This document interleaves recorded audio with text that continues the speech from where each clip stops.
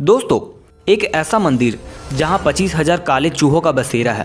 कहते हैं कि साल के ये 3 दिन कामाख्या देवी के मासिक चक्र यानी पीरियड्स के दिन होते हैं। 2011 के केरला के श्री पद्मनाभम मंदिर की 5 तिजोरियों को खोला गया और उसमें से करोड़ों का खजाना मिलता है। सोना, हीरे, जवाहरात और कई सारे मूर्तियां।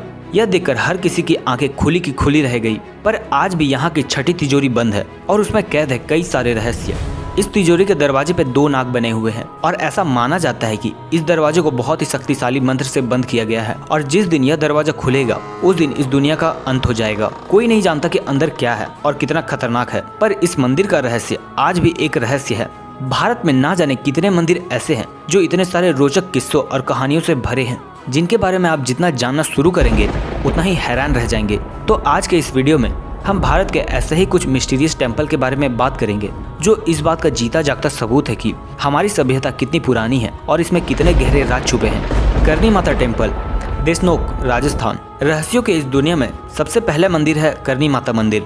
राजस्थान के देशनोक में बना यह मंदिर लगभग 500 साल पुराना है। इस मंदिर में बहुत सारी मान्यताएं जुड़ी है। यहाँ दर्शन के लिए हजारों लोग दूर दूर से आते हैं, पर जहाँ एक तरफ मंदिर को पवित्र माना जाता है, सुबह शाम वहाँ की सफाई की जाती है।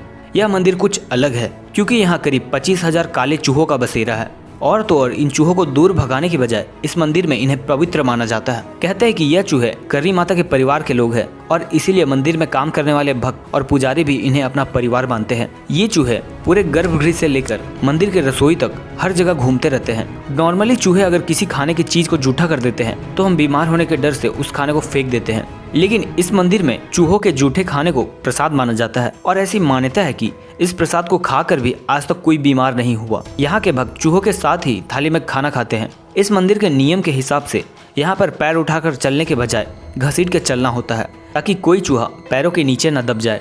अगर कोई गलती से चूहा पैर के नीचे आ जाता है तो इसे अशुभ माना जाता है, लेकिन अगर वही चूहा आपके पैरों के ऊपर से गुजरता है तो उसे माता का आशीर्वाद माना जाता है। यहाँ हजारों काले चूहे में कुछ सफेद चूहे भी हैं। कहा जाता है कि ये चूहे करनी माता के बेटे हैं और इसीलिए अगर इनके दर्शन मिल जाए तो बहुत बड़ी सौभाग्य की बात होती है। एक ऐसा मंदिर जहाँ चारों तरफ चूहे, क्या आप वहाँ दर्शन के लिए जाना चाहेंगे? पर यह इकलौता चौंका देने वाला मंदिर नहीं है। कामाख्या टेम्पल, गुवाहाटी, असम।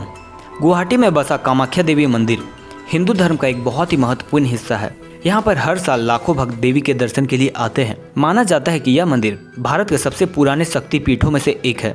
ऐसा माना जाता है कि जब देवी सती ने अपने पिता के यहाँ अपमानित होकर यज्ञ में खुद की जान दे दी थी, तब शिव जी बहुत दुखी हुए। वो उनके जले हुए शरीर को लेकर ब्रह्मांड के चक्कर लगाने लगे। तो उस समय विष्णु जी ने अपने सुदर्शन चक्र से देवी के शरीर के 51 टुकड़े किए और इन्हीं में से देवी की योनि यहाँ आकर गिरी थी। हर साल जून के महीने में कामाख्या देवी मंदिर के पास से बहने वाली ब्रह्मपुत्र नदी में 3 दिनों तक लाल पानी बहता है। कहते हैं कि साल के ये 3 दिन कामाख्या देवी के मासिक चक्र यानी पीरियड्स के दिन होते हैं। इन 3 दिन को सेलिब्रेट करने के लिए यहाँ मेला लगता है जिसे आमुबाजी कहते हैं। 3 दिन बाद देवी की मूर्ति को नहलाकर पूजा करने के बाद मंदिर के द्वार भक्तों के लिए खोल दिए जाते हैं। अब कुछ लोग कहते हैं कि यहाँ के पंडित पानी को लाल बनाने के लिए उसमें सिंदूर मिला देते हैं और यह मेंस्ट्रुअल साइकिल वाली जो बात है वह गलत है। कई साइंटिफिक थ्योरीज ऐसी भी है जो यह कहती है कि यहाँ के मिट्टी में आयरन भरपूर मिलता है जो पानी से रिएक्ट होकर लाल रंग को प्रोड्यूस करता है। लेकिन आप ही सोचिए, अगर नदी का पानी लाल करना है तो कितना सिंदूर लगेगा?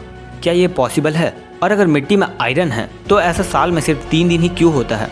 भक्त इसे कामाख्या देवी का चमत्कार मानते हैं। इस रहस्य के अलावा यह मंदिर तंत्र विद्या के लिए भी मशहूर है। यहाँ 10 महाविद्याएं बसती है जिन्हें तांत्रिक ट्रेडिशन में हाईएस्ट कोरेस्ट मानते हैं। ये 10 महाविद्याएं दुर्गा माँ के 10 रूप हैं। अंबुबाची मेले के समय यहाँ कई सारे तांत्रिक भी आते हैं जो पूरे साल बाहरी दुनिया से दूर एकांत में रहते हैं। इस मंदिर से मिले पत्थरों को कामया सिंदूर के नाम से बेचा जाता है। माना जाता है कि इस सिंदूर में लोगों के दिमाग को वश करने की ताकत होती है, इसलिए इसे वशीकरण सिंदूर भी कहा जाता है।